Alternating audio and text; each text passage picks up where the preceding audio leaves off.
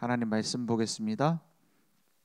고린도전서 1장 1절에서 9절 말씀 함께 보겠습니다.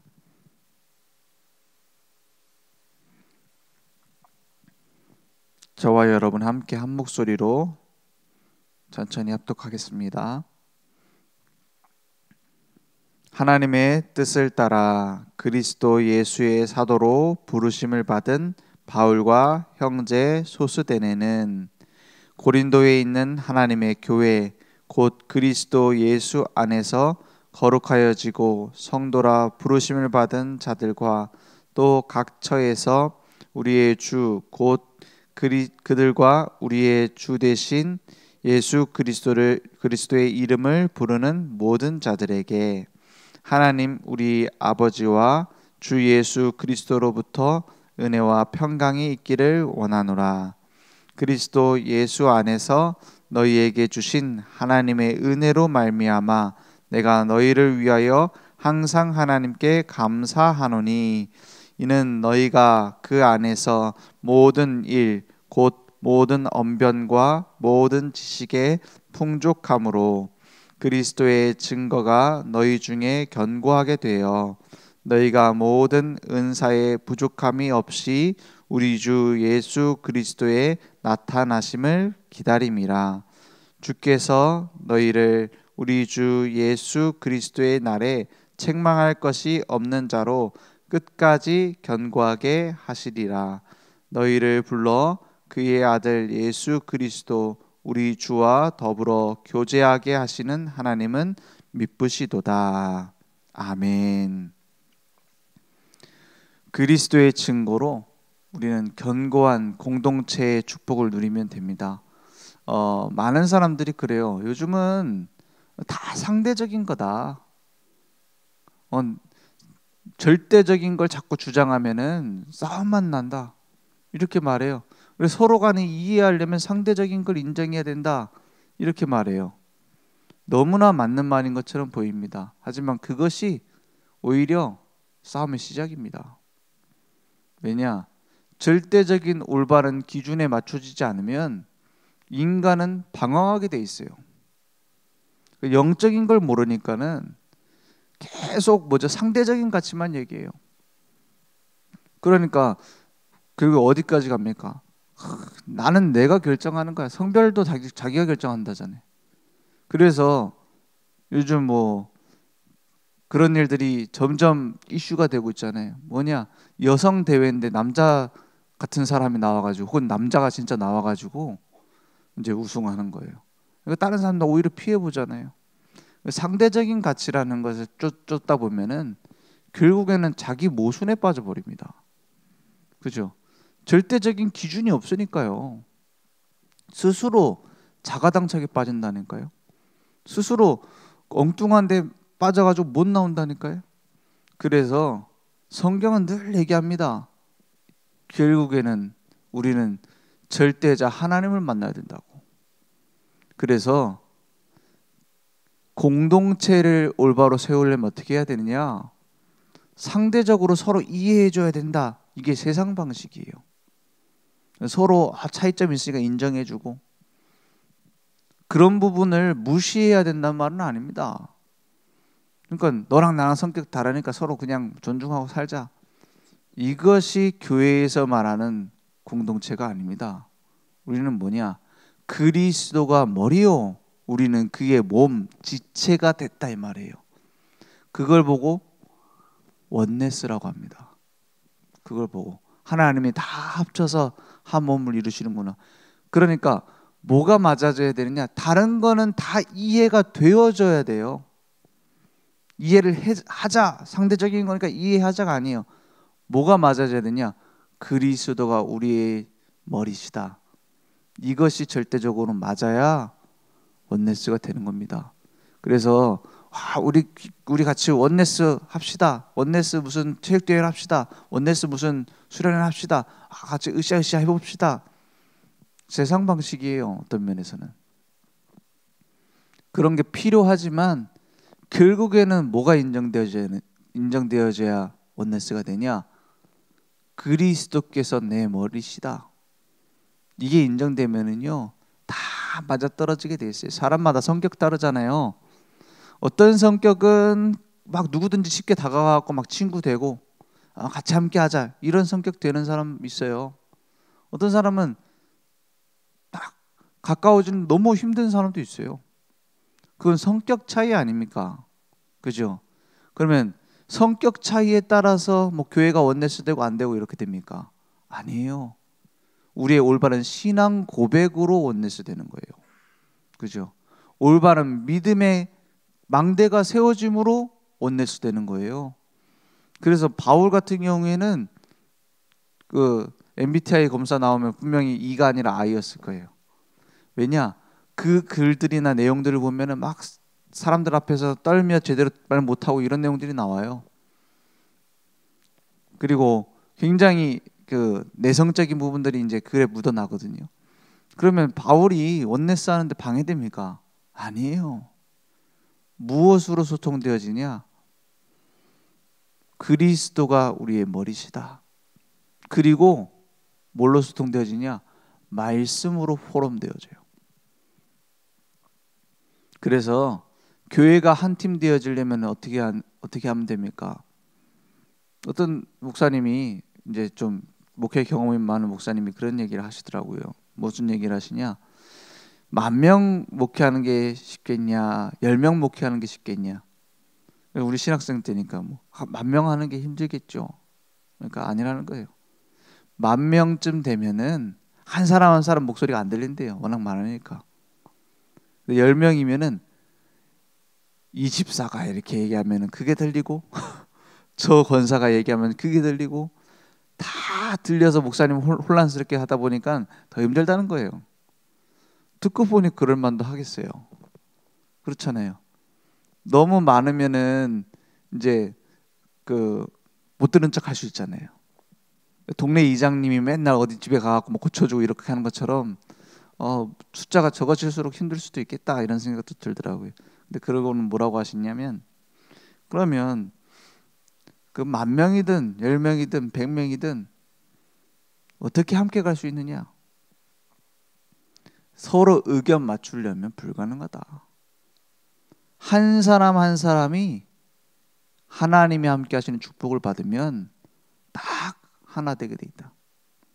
그래 얘기하시더라고요. 그렇겠죠. 가정에 한 서너 명밖에 안 되는데도 한 팀 됩니까? 남편이 내 맘 너무 잘 알아줘요? 자식들이 내 맘 알아줘요? 막 통해요? 잘 없어요. 그런데 어떻게 교회가 한 팀 됩니까? 그렇게 맞는 사람 찾아갖고 결혼했는데도 안 맞는데, 그죠? 내 씨를 받아서 태어난 아이도 내 말 안 듣는데 어떻게 교회가 한 팀 되겠어요? 내 맘에 안 드는 거 투성이겠죠. 한 사람 한 사람에게 하나님이 함께하면 돼요. 한 사람 한 사람에게 빛이 임하면 돼요. 그러면 나머지는 저절로 되게 되어 있습니다. 오늘 그러니까 이 고린도 교회가 어떤 교회냐? 이 한 팀의 축복이 회복되면서 세워진 교회예요. 바울 그리고 그 현장에서 하나님이 정확하게 준비하셔서 하나님 계획 따라 만나게 된 어떤 사람들은, 불신자들은 어떻게 우연도 이런 우연이 있냐라고 말할 수 있는 그 만남, 추방돼서 왔는데 딱 바울이 와 있어요. 브리스길라 아굴라 부부와의 만남입니다. 그리고 나서 말씀 운동하는데 딱 데살로니가 지역에서 찾아왔어요. 돌아왔어요. 바울을 따르던 실라와 디모데 한 팀이 딱 되졌어요. 그때 회당 옆에 꼭 있어요. 그러니까 하나님 준비해 놓은 사람 아닙니까? 회당 옆에 사는 디도 유수도. 그러니까 연결되잖아요. 중요한 전도의 문, 회당장 그리스보. 그죠? 회당장이 왜 중요합니까? 그 사람 자체도 중요하지만 그 뒤에 중요한 밭이 있어요. 회당은 유대인들이 다 모이는, 우리로 치면 어디 있는 뭐 한인타운 이런 느낌입니다. 거기에 회장이다 이 말이에요. 어마어마한 중요한 전도의 문 아닙니까? 이러한 사람들 한 사람 한 사람을 하나님은 준비하셨어요. 그러면 지금은 아닙니까? 지금도 곳곳에 준비해 놨어요. 지금도 교회 안에 준비해 놨어요. 그러니까 이런 식으로 하면은 성령인도 못 받습니다. 어떤 식으로 하냐? 교회 가보니까 다 답답해. 내 말 안 들어. 교회 가보니까 막 전도하자고 하는데 막 깨지지도 않고. 그러니까 현장에 가자. 막 캠프하고. 될 것 같습니까? 하나님께서 그러면 우리 교회를, 내 현장을 우연히 만듭니까? 아니에요. 교회 안에 캠프가 다 있어요. 교회 안에 전도의 문 다 있어요. 그건 놓치고 막 어디 가갖고 막 응답받는다? 막 선교지 갔더니 응답받는다? 바울이 받는 성령 인도를 보세요. 하나하나가 완벽하게 준비되어 있어요. 왜냐? 지금 있는 곳에서 하나님이 준비하신 의미를 발견했기 때문입니다. 지금 있는 곳에, 내 가정, 내 직장, 내 현장, 내가 있는 교회, 그 안에 답이 다 있습니다. 그걸 찾는 게 캠프예요. 그죠? 가면 갈수록 하나님이 하시는 게 보여져야 돼요. 우리가 이렇게 만들자가 아니라 가면 갈수록 하나님이 문을 열어가는 거예요. 그래서 공동체입니다. 공동체. 하나님께서 복음을 이해할 수 있는, 복음을 누릴 수 있는 제일 중요한 밭을 준비하셨는데 그게 어디 있느냐? 하나님 만드신 건 딱 두 개입니다. 가정과 교회입니다. 가정과 교회입니다. 여기에서 답을 못 내면 어디 가도 답 없어요. 그죠? 아담과 하와를 만드시면서 제일 먼저 주신 제도가 뭡니까? 가정, 그리고 교회입니다. 그리고 예배입니다. 처음부터 예배를 주셨어요. 왜 7일 동안 창조를 하시죠? 어떤 면에서는 하나님께는 하루가 1000년 같고 1000년이 하루 같은데 꼭 하루하루 맞춰가지고 창조합니까? 그래서 그걸 갖고 공격하는 사람도 있잖아요. 무슨 지구 역사가 6000년밖에 안 됐냐? 그거 하루하루 하는 게 말이 되느냐?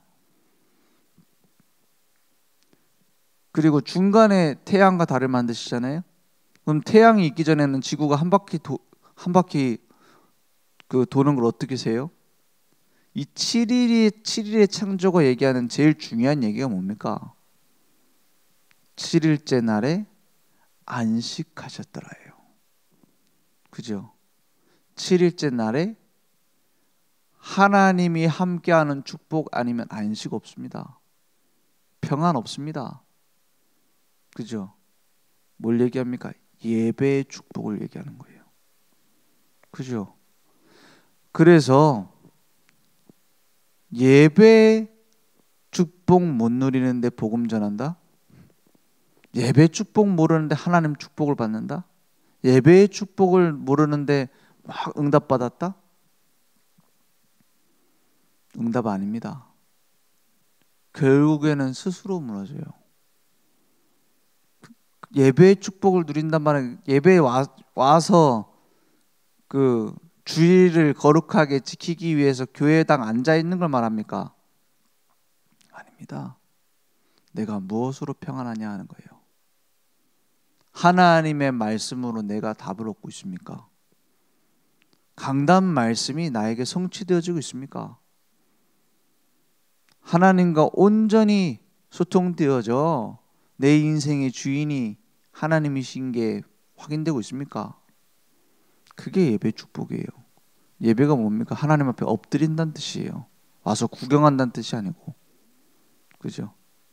그 예배드리러 와서 막 구경하고 막 내가 막 얘기 좋은 얘기나 적고 아닙니다. 내 삶을 하나님이 이끌어 가신다는 거예요. 예배는. 그래서 하나님이 만드신 건 딱 그겁니다. 가정, 교회, 그리고 그 안에서 예배. 그러면 우리의 삶은 저절로 되게 돼 있습니다. 그러니까 이렇게 세워진 겁니다. 하나님께서 준비하신 전도의 문이 이렇구나. 말씀 운동이 시작된 겁니다. 회당 중심으로 말씀 운동이 일어났어요. 그래서 바울의 중요한 일을 맡은 핵심 제자들의 연령대가 보통 10대였다 그래요. 10대에서 20대. 뭐 평균 연령이 높을 때도 아니긴 하지만 거의 뭐 젊은 사람들이 중심으로 전도운동을 많이 했어요. 그래서 디모데 같은 경우도 실제로 단독 목회를 시작한 게 10대였다고 해요.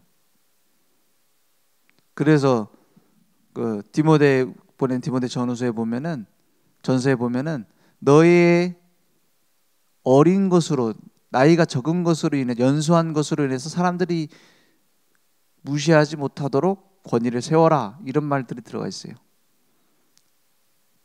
그러니까 후대 세우는 것 외에 중요한 게 무엇입니까? 교회 세우고 후대 세우는 거.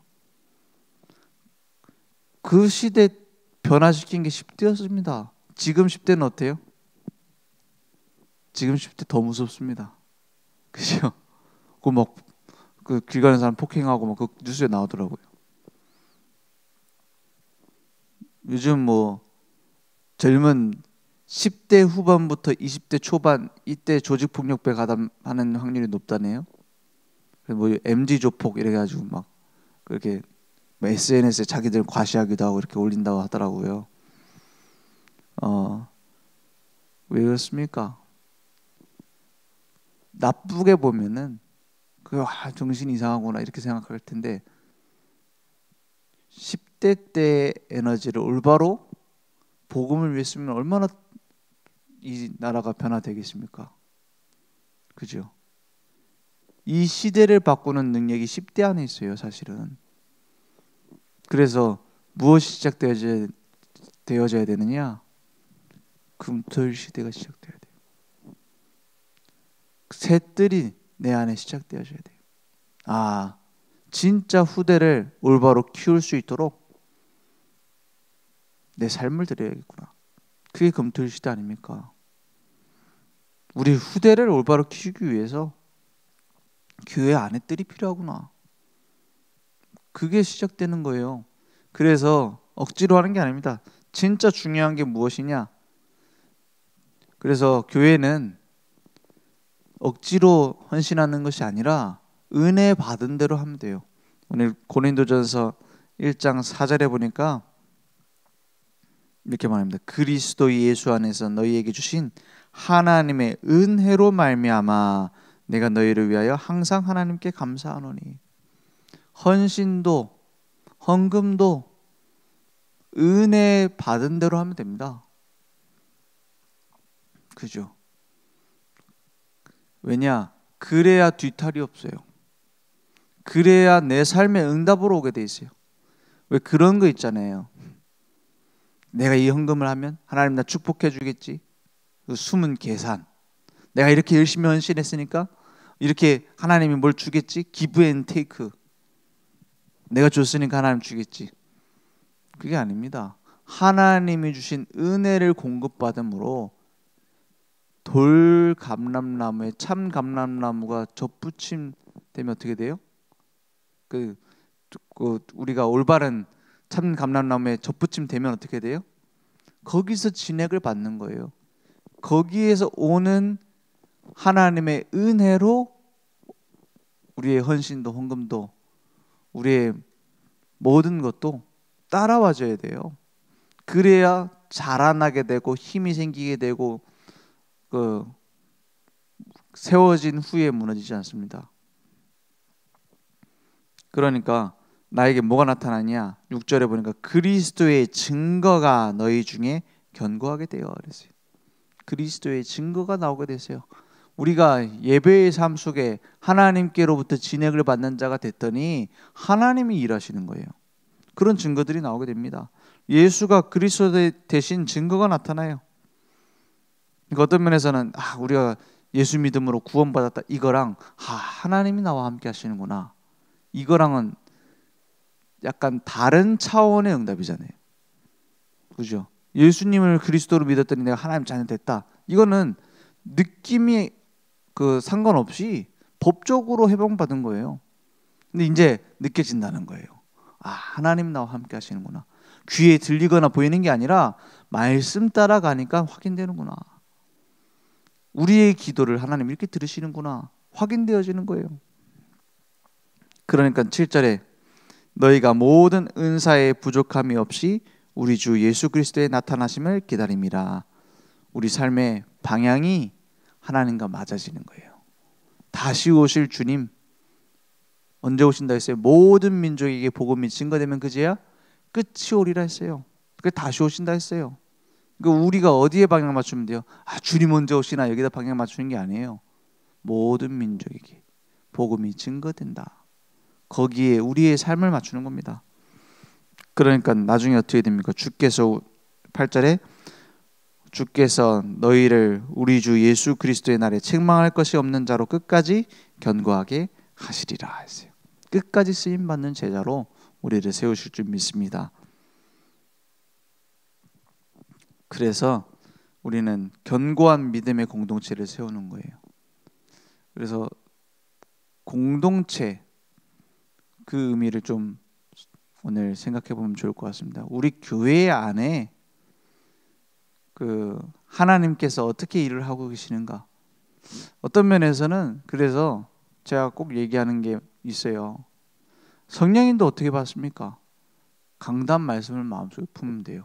그럼 그래서 내가 뭘 해야 됩니까? 교회 광고로 보면 답이 나와요. 교회 광고에서 쭉 나오는 거 있잖아요. 대부분 뭐죠? 돈 내라. 뭐 무슨 행사한다. 뭐 이번에 그 무슨 일이 있다. 목사님 어디 가신다. 주로 이런 거 아닙니까? 그것과 내가 어떤 상관이 있는가? 그것을 찾는 것에서 시작돼야 돼요. 어떤 장로님이 물어보시더라고요.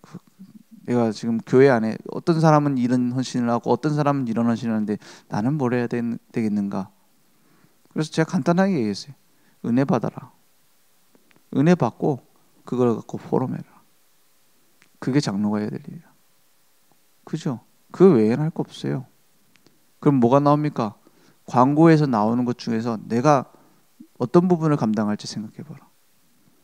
성령님도 받습니다. 그러면 성령님도 받는 게 어려워요? 왜냐? 내 욕심 때문이에요. 성령님도 받는 게 어려워요? 왜냐? 내 세상 체질 때문에 그래요. 그죠? 성령님도 받는 게 어렵습니까? 내가 가진 숨은 동기 때문에 그래요. 성령님도 받는 거 제일 쉽습니다. 말씀 따라서, 교회의 흐름 따라서 내가 무엇을 할 것인가 기도 시작하면요 저절로 나오게 돼 있어요. 그러니까 내 안에서 견고한 믿음이 자라나고 하나님이 함께하는 믿음의 터가 견고해지고 세상 정복할 힘이 생깁니다. 요한일서 5장 1절 한 절 마지막으로 보겠습니다. 1절과 4절까지 한번 보겠습니다. 요한일서 5장에 보면은 우리가 중요하게 매일 얘기를 하는 것 같은데 좀 놓치기 쉬운 게 있어요. 뭐라고 되어 있냐면 예수께서 그리스도이심을 믿는 자마다 하나님께로부터 난 자니 뒤에 뭐라고 되어 있죠? 우리는 이 얘기 많이 하잖아요. 예수가 그리스도이심을 믿으면 하나님께 난 하나님 자녀다.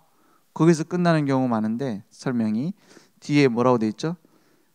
또한 낳으신 이를 사랑하는 자마다 그에게서 난 자를 사랑하느니라 했어요. 구원받은 우리는 그래서 서로 사랑하게 돼 있어요. 2절에 보니까 우리가 하나님을 사랑하고 그의 계명들을 지킬 때에 이로써 우리가 하나님의 자녀를 사랑하는 줄 아느니라 했어요. 복음 사랑하면 이웃 사랑은 되어지는 거예요. 교회 사랑은 되어지는 거예요.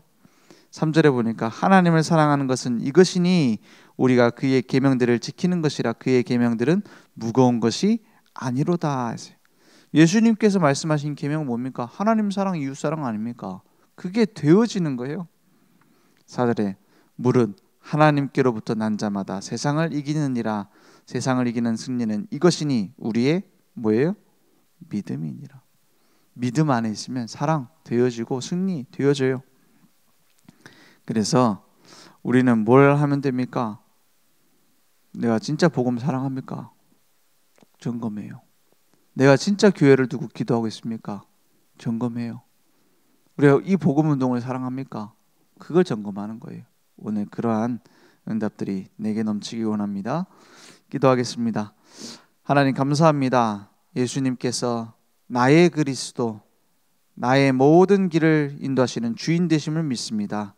오늘 그 안에서 올바른 교회 세우는, 공동체를 세우는 응답들이 우리에게 회복될 수 있도록 주님 역사해 주시옵소서. 하늘에 계신 우리 아버지여, 이름이 거룩히 여김을 받으시오며 나라의 마옵시며 뜻이 하늘에서 이룬 것 같이 땅에서도 이루어지리이다. 오늘날 우리에게 일용할 양식을 주옵시고 우리가 우리에게 죄 지은 자를 사하여 준 것 같이 우리 죄를 사하여 주옵시고 우리를 시험에 들게 하지 마옵시고 다만 악에서 구하옵소서. 대개 나라와 권세와 영광이 아버지께 영원히 있사옵나이다. 아멘.